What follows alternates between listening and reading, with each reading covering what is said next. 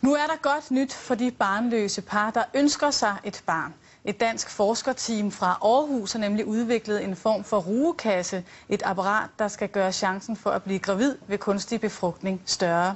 Og det kan måske hjælpe Rikke og Brian Jacobsen, som de skal møde nu. De har i 3 år forsøgt at få et barn. Det er så hende, vi håber, der skal være børneværelse med tiden. Børneværelset står og venter, sparkedragten er i skabet, og Rikke Jacobsen er klar til at blive mor. Problemet er bare, at graviditeten lader vente på sig. Jeg er sådan nok lidt en tikkende bump, fordi jeg vil jo rigtig gerne have et barn, og kan det også blive lidt trist nogle dage over, at det kan lykkes endnu. Efter 3 års kamp forsøgte Rikke Jacobsen og hendes mand sig for første gang i september med reagensglasmetoden. Men resultatet var slet ikke som håbet. Graviditetstesten var negativ. Det er da ikke sjovt. Man kan jo ikke lade være med at sætte næsen op efter, at nu er man måske gravid. Så man håber jo, og så bliver man jo slemt skuffet, når der ikke er noget. Og den skuffelse kender mange danske par. I 2007 blev der i Danmark foretaget 11.035 reagensglasforsøg. Kun 37% endte i en graviditet. Men det skal det her apparat lave op på. Det er det danske firma Unisense Fertilitech, der skal forbedre lægernes mulighed for at lægge det bedste befrugtede æg tilbage i kvinden.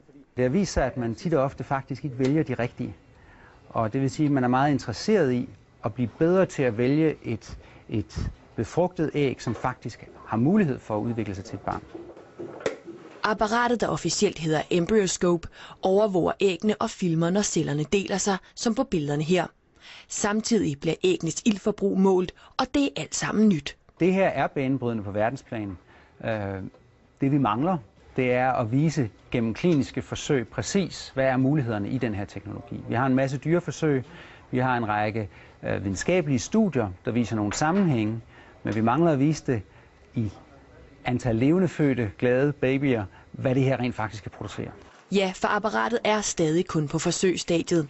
Her i Aarhus har de i flere år forsøgt med dyreæg, men på Rigshospitalet og flere andre steder i verden, så fjerne som Adelaide i Australien og Boston i USA, laver de nu forsøg med menneskeæg.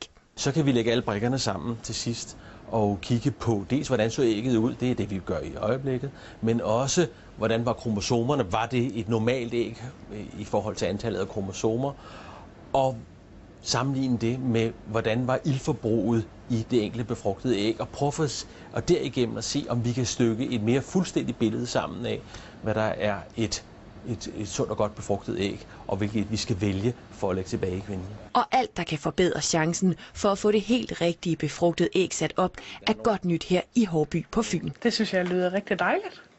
Og så håber jeg da, at det lykkes for dem at få ført en masse gode æg op på kvinder, så vi kan få nogle børn alle sammen.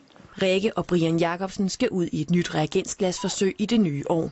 Indtil da er det kun King og Max, der har glæde af mor og far.